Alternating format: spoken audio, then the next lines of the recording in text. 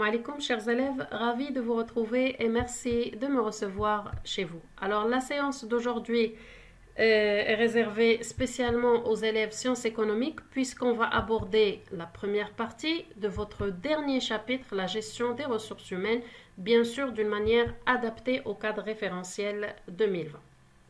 Donc, je vous présente le contenu ou le plan sur lequel on va travailler. Alors, dans une première partie, celle d'aujourd'hui, je vais aborder les domaines de la GRH, les styles de commandement et la communication interne, avec bien sûr des applications sur chacun de ces points, de manière à ce que la deuxième partie sera réservée à la partie recrutement. D'accord? Donc, pour commencer, on aborde déjà la définition de la GRH.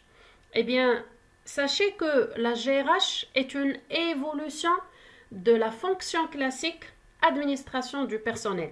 Actuellement, sous l'ère de la GRH, la place de l'homme a beaucoup changé. Il est perçu actuellement comme une ressource et non plus comme un simple facteur de production. Un créateur de richesse et encore plus, c'est un facteur clé de succès pour l'entreprise. Donc, il faut offrir les meilleures conditions de travail dans un objectif de valorisation de son potentiel. La GRH, elle a instauré une nouvelle vision, d'accord, رؤية جديدة, qui est basée sur la motivation du personnel, donc تحفيز, la fidélisation, الوفاء ديال الموظفين, leur initiative, روح المبادرة, et leur implication, donc المشاركة ديال les collaborateurs dans les objectifs stratégiques de l'entreprise. Ce qui veut dire, si je veux conclure, on peut considérer la GRH comme une fonction au service de la stratégie globale de l'entreprise. Les domaines que la GRH, bien sûr, a instaurés au sein des entreprises sont multiples. On peut les récapituler, à commencer par la gestion du personnel. On ne parle plus d'administration de personnel, mais de gestion de personnel.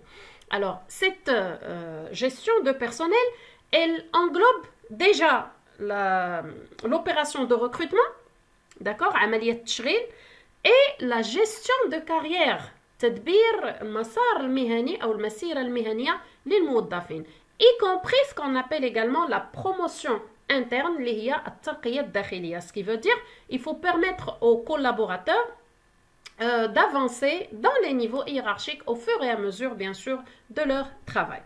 Deuxième domaine, c'est donc les relations sociales, et là l'entreprise va chercher à mobiliser les hommes, à mobiliser ses collaborateurs en instaurant un dialogue social, d'accord, continu, واحد الحوار اجتماعي متواصل, qui est source de climat social et de motivation, bien sûr, de tous les collaborateurs. Remarquez qu'on parle de collaborateurs et non plus d'employés.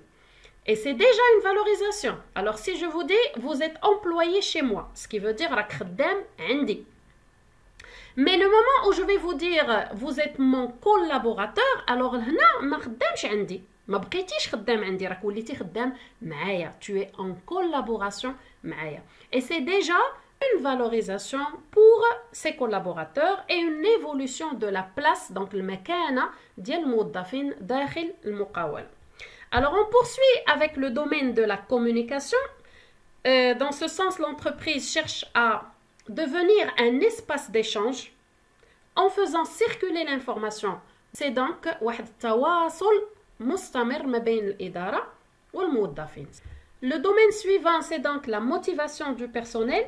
Et à ce niveau, l'entreprise va puiser dans tous les types de motivation possibles, que ce soit financière, à travers la rémunération, donc le salaire, les primes et tout, ainsi que les motivations psychologiques et relationnelles. Pour ce qui est du domaine de la formation, dans ce cas, l'entreprise va essayer d'améliorer les compétences et les qualifications de ses collaborateurs, qui va permettre par la suite une amélioration de sa propre productivité. Et on termine par le domaine de la rémunération, qui n'est que la politique salariale, qui est vue autrement par la GRH. Alors maintenant, on passe directement au style de commandement. Donc, lorsqu'on parle de style de commandement, on évoque le contexte relationnel au sein de l'entreprise. On évoque également le style de gestion et de management de l'entreprise et plus précisément l'esprit du manager lui-même, c'est-à-dire la mentalité du directeur et son attitude, son comportement vis-à-vis de ses collaborateurs. Alors, on commence par le style autoritaire taylorien, ça c'est le style classique, qui est basé sur l'existence des ordres, donc de l'autorité du directeur et de la centralisation du pouvoir, bien sûr, au niveau de la direction, accompagné de sanctions en parallèle. Les sanctions, la sanction liée à l'iqab, c'est-à-dire si le travail n'est pas exécuté, vous serez automatiquement sanctionné d'une manière ou d'une autre. Alors, le deuxième style, c'est le style paternaliste appelé aussi bienveillant.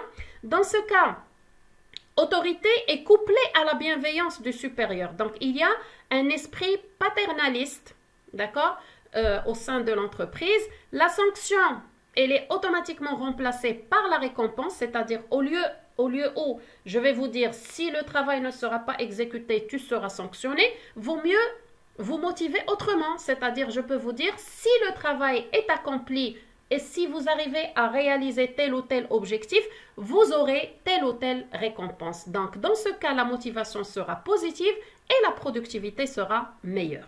Donc là, actuellement, on parle de deux autres nouveaux styles de commandement. À commencer par le style démocratique consultatif. Dans ce cas, il y a une vraie communication au sein de l'entreprise. Le directeur, il est en situation de consulter son personnel avant la prise de la décision, c'est-à-dire il prend l'avis et le point de vue de l'ensemble des collaborateurs, bien sûr concernés par la décision, avant de se décider lui-même. Dernier style de commandement, c'est le style participatif délégatif, là où il y a une grande confiance entre directeur et collaborateur. Il y a une vraie délégation des tâches, un esprit d'initiative qui est autorisé pour les collaborateurs. Donc, c'est une véritable participation de ces derniers, que ce soit à la fixation des objectifs de l'entreprise, à la prise de décision et même une participation aux résultats de l'entreprise. Donc, essayez encore une fois de mémoriser le principe de chaque style de commandement pour pouvoir l'identifier dans le texte d'examen. Alors, une question plutôt qui est fréquente sur le texte d'examen, c'est donc l'impact de ce dernier style de commandement sur la productivité globale de l'entreprise, donc qu'on peut vous demander d'identifier. On verra donc son impact à deux niveaux, sur l'entreprise et sur le collaborateur. Alors, du côté de l'entreprise, le style participatif, ça va permettre une vraie flexibilité. D'accord? Vu qu'il y a une décentralisation du pouvoir, ça va motiver le personnel à travers la responsabilisation de chacun, chose qui va faire évoluer la productivité et améliorer globalement le climat social. Pour le collaborateur, c'est déjà un développement de l'esprit d'initiative, de l'autonomie, donc l'istiqlaliya ou le mubadara diyal al-muwaddafin. C'est une source de motivation, ça va leur permettre d'être impliqués aux objectifs stratégiques de l'entreprise et c'est une vraie satisfaction du besoin extrême, celui de la réalisation ou de l'accomplissement. Reste à connaître quand même les limites de ce style de participation. Le style participatif peut occasionner un abus de pouvoir, c'est-à-dire une exploitation d'une position, bien sûr, de pouvoir de la part de certains collaborateurs, comme ça peut créer conflit entre les décideurs le moment où les décisions prises seront plus ou moins contradictoires. Donc, on passe directement au domaine communication, qu'on appelle communication interne, donc tawasul dakhili, va jouer un double rôle au sein de l'entreprise. D'abord, un rôle informatif. Pourquoi? Parce que ça va permettre de faire circuler l'information au sein de l'entreprise, chose qui va assurer un véritable échange. Et lorsque je parle d'informations, donc ce sont des informations qui se rapportent au fonctionnement de l'entreprise, à ses activités, à ses objectifs et même aux résultats, bien sûr, réalisés. Ce rôle informatif doit permettre de réaliser un deuxième rôle social. Et cette fois-ci, l'entreprise cherche à créer un bon climat social permettant bien sûr de favoriser la motivation des collaborateurs. Donc, تحفيز ديال les collaborateurs, leur adhésion, الانخراط ديالهم في الأهداف ديال المقاولة et leur fidélisation vis-à-vis de cette entreprise. Donc, الوفاء ديالهم المقاولة اللي راهم خدامين فيها. Donc, cette communication, bien sûr, pour l'instaurer, l'entreprise dispose de plusieurs moyens de communication, à commencer par tout ce qui est écrit, donc les notes de service, المذكرات يعني الداخلية. Les boîtes à idées, ce sont des boîtes à suggestions, c'est-à-dire بحال الصناديق كيكونوا في وسط l'entreprise, et que chaque collaborateur, s'il a une suggestion ou une réclamation, il peut l'écrire, que ça soit en son nom ou d'une manière anonyme, يعني بلا ما يذكر الاسم ديالو, وكيديرها في ديك la boîte à idées. Ou bien sûr qu'il y a toute une équipe qui est mobilisée pour le traitement des suggestions des collaborateurs. Alors, il y a aussi ce qu'on appelle le journal d'entreprise, هي جريدة ديال المقاولة اللي كتكون يعني سواء أسبوعية سواء شهرية, donc tout dépend de l'organisation interne de l'entreprise. On peut évoquer les réunions, d'accord, avec un contact direct. On peut évoquer les séminaires qui sont bien sûr des périodes de formation là où il y a une rencontre entre collaborateurs et un vrai échange. Et on évoque aussi la visioconférence, c'est donc des réunions à distance. Les moyens en ligne, on peut déjà citer les réseaux sociaux. Deuxièmement, les newsletters, c'est-à-dire les emails qu'on peut adresser bien sûr aux collaborateurs. Et finalement, ce qu'on appelle l'intranet. L'intranet, c'est un réseau bien sûr privé, c'est l'exemple de Massar. C'est un réseau privé du ministère de l'Éducation nationale. Pour l'intégrer, normalement, les utilisateurs doivent avoir besoin d'un identifiant et d'un mot de passe. Donc là, la liste n'est pas exhaustive, c'est-à-dire qu'il peut y avoir d'autres moyens que vous pouvez rencontrer sur le texte d'examen, qui peuvent être parfois spécifiques à telle ou telle entreprise, mais l'essentiel, essayez déjà de garder en tête ce qu'on vient de citer là-dessus. Alors, on termine cette première partie par la question sur les instances de représentation. هما هيئات تمثيل الموظفين. Et à ce niveau, on évoque 3 instances de représentation. Le délégué du personnel, le délégué syndical et le comité d'entreprise. Le délégué du personnel, c'est un représentant interne qui joue le rôle d'intermédiaire entre collaborateurs et direction pour toute réclamation, bien sûr. La réclamation est shikaya. C'est une manière d'assurer une vraie communication interne continue au sein de l'entreprise. يعني واحد التواصل داخلي مستمر. Le délégué syndical, par contre, c'est un représentant externe parce qu'il est élu par le syndicat, les Wannaqaba. Son rôle, c'est la protection et la défense des intérêts du personnel, يعني الحماية والدفاع على مصالح الموظفين, le soutien de leurs revendications, donc المطالب ديالهم. Et il est toujours présent dans la signature des conventions collectives, المفاوضات الجماعية, d'accord, اللي كتكون entre la direction et les syndicats, suite aux négociations et au dialogue social, يعني تبعا للمفاوضات والحوار الاجتماعي اللي كيكون بيناتهم. La dernière instance de représentation, c'est donc le comité d'entreprise, qui est un comité interne, واحد اللجنة داخلية, consulté au sujet de tous les domaines de la GERA, surtout les domaines sociaux. Son rôle, c'est déjà la concertation, donc tashawur, le dialogue social, الحوار الاجتماعي, et la prévention des conflits sociaux, c'est-à-dire elle essaie d'assurer bien sûr un bon climat social pour éviter les conflits. Les conflits هما النزاعات الاجتماعية qui peuvent se produire au sein de l'entreprise. Alors, j'espère bien sûr que le contenu théorique de la séance est maîtrisé. Je passe maintenant à la partie application. Donc, dans une première application, on va travailler sur l'examen 2012, rattrapage, qui se rapporte à la CMCP. D'accord? La question on vous demande d'identifier le style de commandement adopté par la direction de CMCP et justifier votre réponse. Par la suite, on vous demande de donner 2 avantages et 2 limites de ce style. Donc, pour le texte, je vous ai pris rien que la phrase correspondante. Nous avons une façon de travailler collective et non individuelle. Rappelez-vous les 4 styles de commandement. Dans quel style on parle de travail collectif et non individuel et que les prises sont plutôt collégiales, ça veut dire qu'elles sont prises par participation, bien sûr, de tous les collègues. Donc, la réponse, c'est déjà le style participatif.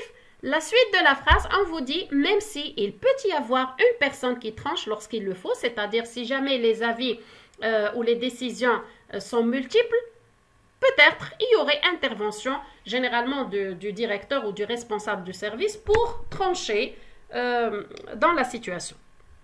Alors, sur le corrigé, on voit clairement que le style de commandement, il est participatif et dans la justification, on vous parle de la prise de décision partagée, collégiale.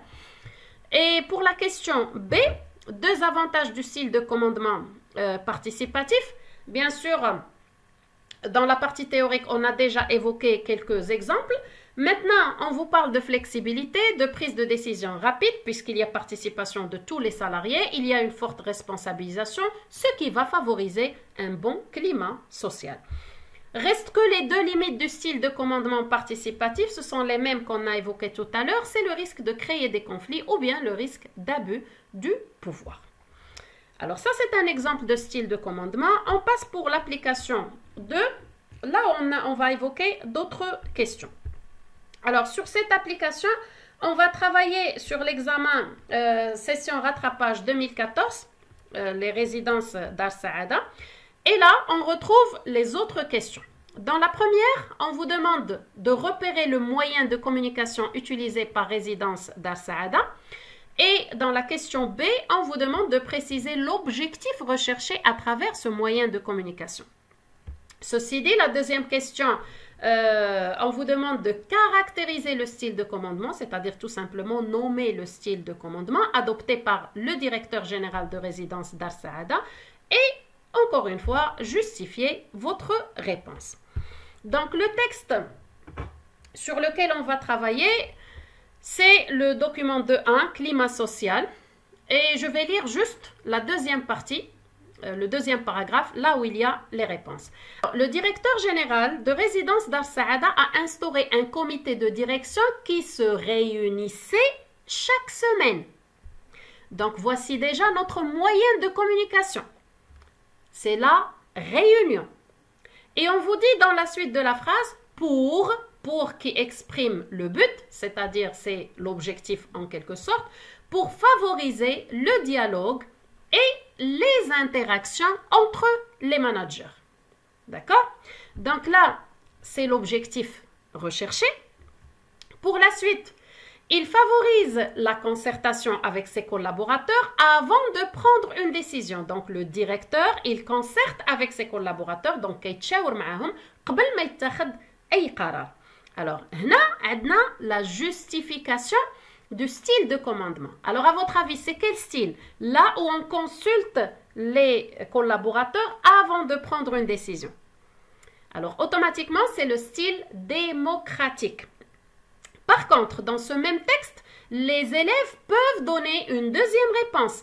La suite, d'ailleurs, le directeur avance qu'il est important de partager une vision.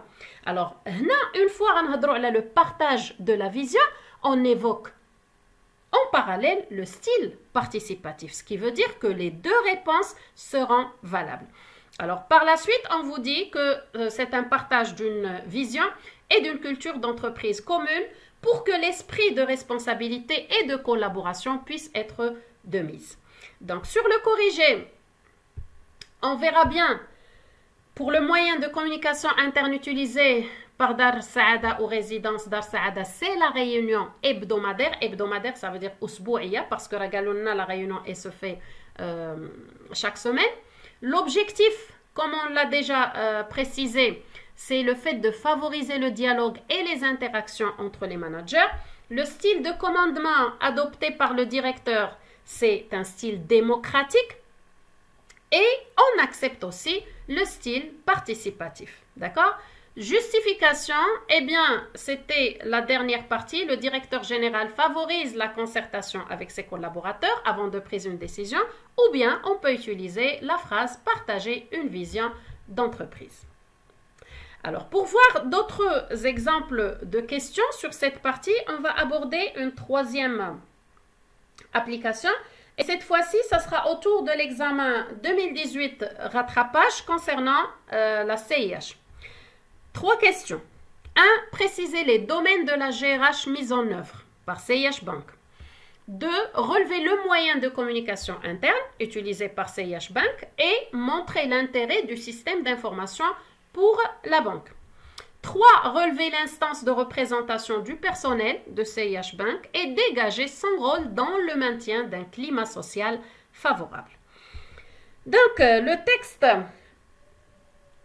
c'est vrai qu'on ne va pas travailler sur l'ensemble des textes, mais je vous ai fait une prise ou une capture écran de l'ensemble des textes. Eh bien, pourquoi? Rappelez-vous que la première question, c'est une question sur les domaines de la GRH, bien sûr, adoptés ou appliqués par CIH Bank. Alors maintenant, même si vous n'avez pas étudié tous les domaines, bien sûr, dans le chapitre global, ça n'empêche qu'ils sont très apparents déjà dans les titres de documents, chose qui va vous faciliter la tâche. Donc, premier domaine, c'est déjà information et communication, ça sous-entend tout simplement le domaine communication. 2, dialogue social, et donc là, c'est le domaine relations sociales. Alors, document 2.3, il parle de la formation, et ça, c'est le troisième domaine. Document 2.4, évolution de l'effectif. Une fois on vous parle de l'effectif du personnel, automatiquement, c'est le domaine recrutement. Et on termine par développement des ressources humaines, et là, on parle toujours d'une politique de redéploiement, de recrutement, et ainsi de suite. Donc, c'est le domaine gestion du personnel.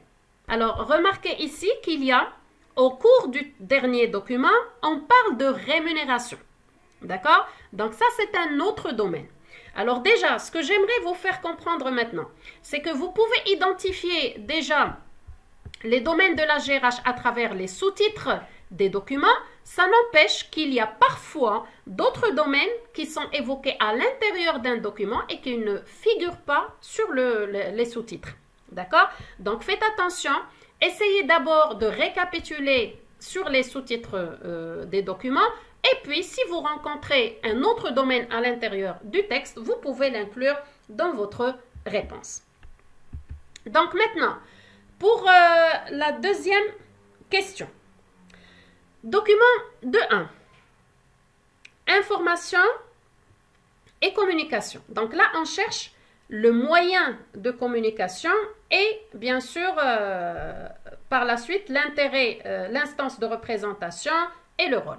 Alors la gestion des ressources humaines au sein de la CIH Bank est assurée à l'aide d'un système d'information qui couvre l'ensemble des volets administratif, rémunération, recrutement, social, formation et gestion de compétences. Remarquez que là vous avez encore une fois un détail des différents domaines. Alors, ce système est ouvert aux collaborateurs et aux managers à travers la mise en place de l'espace RH. L'espace RH, c'est donc un espace sur le site officiel de la CIH Bank. Donc là, voici déjà le moyen de communication. Rappelez-vous, tout à l'heure, on a évoqué pas mal de moyens de communication et je vous ai précisé que peut-être dans certains documents, vous trouverez un moyen qui est spécifique à l'entreprise en question. D'accord? Donc là, pour la CIH, elle a instauré un espace RH sur son site qui constitue, comme on l'a dit, un système ouvert aux collaborateurs et aux managers. Donc c'est là qu'ils se retrouvent dans un espace d'échange. Alors le collaborateur consulte et suit sa situation administrative et soumet ses demandes à sa hiérarchie. Le manager gère son équipe et statue sur les demandes des collaborateurs. Donc ça, c'est l'intérêt de cet espace, l'intérêt de ce moyen de communication. Alors pour le document de 2, dialogue social. Dans un objectif de mise pardon, dans un objectif de mise en conformité avec le Code du travail, la banque a adhéré à la mise en place effective du comité d'entreprise. Alors, ça vous rappelle quelque chose. Un comité d'entreprise, c'est quoi? Là, c'est déjà l'instance, c'est le comité d'entreprise. Alors, la suite, on a mis en place un comité d'entreprise en tant que quoi? En tant qu'un espace de dialogue, d'échange et de concertation, de participation des différentes parties prenantes, et ce pour plus de démocratie sociale. De même, et dans un esprit de développer le sens de prévention des risques professionnels et de sécurité au sein de l'entreprise. Le comité de sécurité et d'hygiène a été instauré. Donc voilà le rôle de l'instance de représentation. Pour le corriger, voyez-vous que pour les domaines, on a évoqué la communication interne, les relations sociales, gestion de personnel, formation, rémunération. Pour le moyen de communication utilisé par CIH Bank, c'est l'espace RH. L'intérêt, c'est donc que le système favorise les échanges entre les collaborateurs et leurs managers et assure un suivi régulier et immédiat des besoins des collaborateurs. Donc, c'était dans le premier paragraphe. Pour la question 3, l'instance de représentation, c'est le comité d'entreprise. L'intérêt, donc on a repris la récapitulation du deuxième paragraphe. Le comité représente un espace de dialogue social, de communication, de concertation et ainsi de suite. Donc c'est en quelque sorte la récap, comme j'ai dit, du deuxième paragraphe. Donc quatrième et dernière application, on va la travailler sur l'examen 2017, rattrapage, celui d'Outsourcia. On vous demande dans une première question, relever les domaines de la GRH mise en œuvre par Outsourcia, préciser 2 moyens de communication interne et relever un rôle informatif et un rôle social de la communication interne. Alors, le document global, je vous le présente en entier. Pourquoi? Pour déterminer les domaines. Alors, remarquez que les sous-titres vont vous servir énormément. Ils vous seront d'un grand secours. Et donc, premier domaine, c'est la communication interne. Le deuxième domaine, on parle de recrutement, d'intégration. Donc, c'est la gestion du personnel. Troisième domaine, c'est la formation. Le quatrième, c'est la gestion de carrière qui peut intégrer le domaine de la gestion du personnel avec la partie recrutement. Alors, pour répondre aux questions suivantes, donc les moyens de communication et les 2 rôles informatif et social, on va lire le document de 1, mais je vais vous le présenter un peu plus clair. Donc là, le texte vous dit, la communication interne à Outsourcia vise le partage de l'information à tous les niveaux. Alors, lorsqu'on vous dit partager l'information à tous les niveaux, c'est quel rôle ici? Alors, logiquement, c'est le rôle informatif. Alors, je continue. Comme ça, on va travailler au fur et à mesure. En effet, une newsletter est distribuée aux collaborateurs mensuellement. Rappelez-vous, la newsletter, c'est un moyen de communication. Voilà donc le premier. Et donc, une page Facebook est enrichie et mise à jour de façon quotidienne. Voilà donc le deuxième moyen. On vous dit aussi des réunions sont organisées mensuellement. Voici le troisième moyen de communication. La suite de la phrase pour maintenir le lien entre les salariés et le top management. Donc, maintenir un lien entre l'encadrement et les salariés, c'est toujours dans le cadre du rôle informatif. Par la suite, dans le deuxième paragraphe, on vous parle d'une animation sociale. D'accord? Encore un moyen de communication comme source de motivation permanente. Et là, on commence à évoquer les rôles sociaux. D'accord? Des team building permettent aux équipes de se construire et de partager des moments privilégiés en dehors du travail. Donc voilà un autre moyen de communication. Des événements mensuels sont organisés. Encore un moyen pour maintenir une cohésion des équipes, donc pour maintenir une cohérence et un bon climat social autour d'un même thème, journée de la femme, journée de la terre, etc. Donc tout dépend de la thématique étudiée. Donc voilà, dans la question, on vous demande uniquement 2 moyens, c'est-à-dire vous pouvez choisir ceux que vous préférez. Alors sur le corrigé, vous remarquez que pour les domaines, on a parlé de communication interne, gestion personnelle, dans laquelle on a précisé recrutement et gestion de carrière et formation. Pour les deux moyens de communication, comme je vous avais dit, vous pouvez choisir ceux que vous préférez. Donc là, on a évoqué la newsletter, la page Facebook, les réunions, les team building. Et dans le notez bien, il faut retenir juste deux moyens de communication parce que c'est tout ce qui est demandé.